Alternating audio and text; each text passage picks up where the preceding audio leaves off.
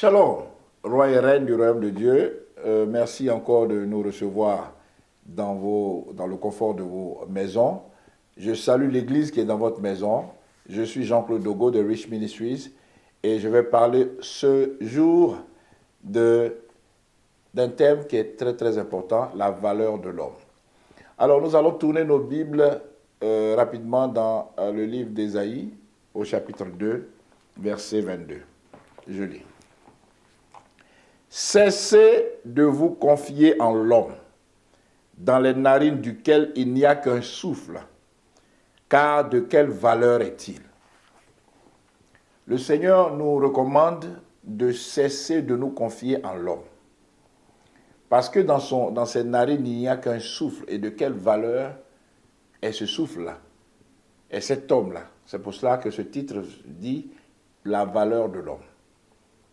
L'homme ne vaut rien. Et quand le Seigneur nous dit de cesser de nous confier en l'homme, il nous dit de cesser d'avoir foi en l'homme. Mais malheureusement, qu'est-ce que nous observons? Nous observons que c'est le contraire que nous faisons. Au lieu d'avoir foi en Dieu, nous avons foi aux hommes. Par exemple, quand nous prenons l'avion, nous ne pensons pas que cet avion peut tomber. Parce que nous avons foi au pilote, nous avons foi en l'homme. Or, plusieurs personnes ont pris l'avion et dernièrement, il y a eu un cas tragique où un pilote d'une compagnie allemande a délibérément pris l'avion et s'est crashé dans des montagnes en Europe. Et on dit qu'il était malade psychologique. Mais pourtant, tous les passagers qui ont payé les billets, la compagnie aérienne a eu foi en cet homme-là. Le Seigneur dit de cesser de nous confier en l'homme. Et il sait pourquoi. Parce que l'homme est un menteur. Le Seigneur dit que celui n'est pas menteur. Nous allons tourner nos Bibles dans le livre de Nombres, au chapitre 23, verset 19. Nombres, chapitre 23, verset 19. Et nous allons voir ce que Dieu nous dit ici. Dieu n'est pas un homme pour mentir, ni le Fils de l'homme pour se repentir. Ce qu'il a dit, ne le fera-t-il pas? Ce qu'il a déclaré, ne l'exécutera-t-il pas? Alors, Dieu ici se compare à l'homme. Il dit que lui, il n'est pas un homme pour mentir, ni le Fils de l'homme pour se repentir. Ça veut dire que les hommes mentent et les hommes se repentent. Alors, quelqu'un veut te faire du bien et puis il dit « Ah, j'ai mal fait de dire que je vais lui faire du bien. » Et puis la personne ne te fait plus le bien. Donc la personne s'est repentie du bien qu'elle voulait te faire. Et ça, c'est ce que les hommes font. Combien de femmes n'ont pas eu des propositions de mariage d'hommes qui, à la dernière minute, se sont repenties? Les femmes pourront être d'accord avec moi, celles qui ont eu cette expérience amère. Pourquoi? Parce que l'homme est un menteur. Et quand on dit que l'homme est un menteur, ce n'est pas l'homme garçon forcément, c'est l'homme avec un grand H. L'homme est un menteur. On ne peut pas faire confiance à l'homme. Celui qui met sa confiance à l'homme, il va se perdre. Bien-aimé, le Seigneur qui a créé le corps humain, a créé le corps humain avec tout ce qui est dedans. C'est plus qu'un ordinateur qui n'a pas besoin d'être branché quelque part pour fonctionner. Regardez même le cœur. Le cœur fonctionne sans qu'on le branche.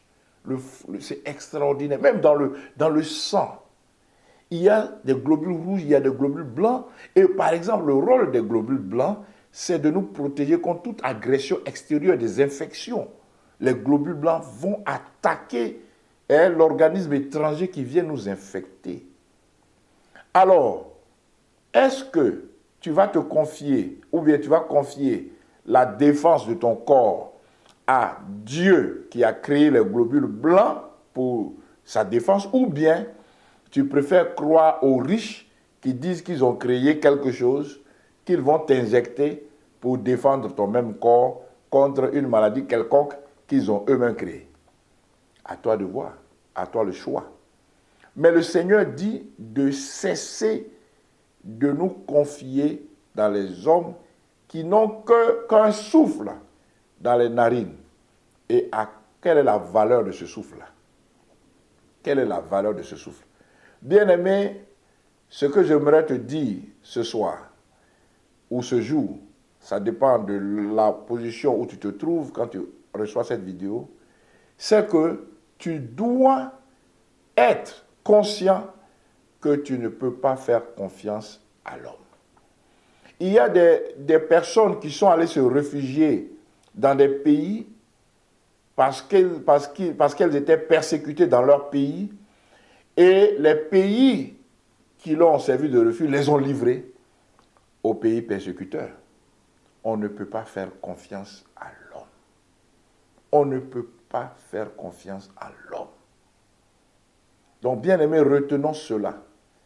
Faisons seulement confiance à Dieu. C'est lui seul qui est sûr. Sa parole n'a pas changé depuis la fondation du monde. Sa parole n'a pas changé depuis la fondation du monde. Le Seigneur dit que c'est lui qui a créé l'homme à son image et à sa ressemblance. Les riches disent, non, non, non, l'homme vient du singe. Et il a évolué comme ça. Donc, il y a deux paroles à laquelle vas-tu faire confiance, à laquelle auras-tu foi. Bien-aimé, la balle est dans ton camp. Dieu dit, confie-toi en lui, ne te confie pas en l'homme. Regardons, bien-aimé, dans le psaume 146, versets 3 à 5, et nous allons voir quelque chose de très, très, très important. Psaume 146, versets 3 à 9. Psaume 146, versets 3 à 9, je lis. Ne vous confiez pas aux grands, aux fils de l'homme qui ne peuvent sauver. Leur souffle s'en va, ils rentrent dans la terre, et ce même jour leurs desseins périssent. Heureux celui qui a pour secours le Dieu de Jacob, qui met son espoir dans son Dieu. Et qui met son espoir en l'Éternel, son Dieu. Alors, le Seigneur encore nous rejoint. Il dit, ne vous confiez pas aux grands. Parce que généralement, on se tourne vers les grands, on se tourne vers les riches, on met notre espoir en eux. On dit, ah, celui-là est riche, s'il a dit ça, il va le faire. Bien-aimé, personnellement, nous avons vécu des cas où il y a un riche, par exemple, ma famille et moi, quand nous étions au Ghana, un homme riche, très gentil, quelqu'un qui croit au Seigneur, nous a promis financer un voyage pour aller à Londres pour que nous soignions mon épouse. Malheureusement, le monsieur, il est mort. Il est mort.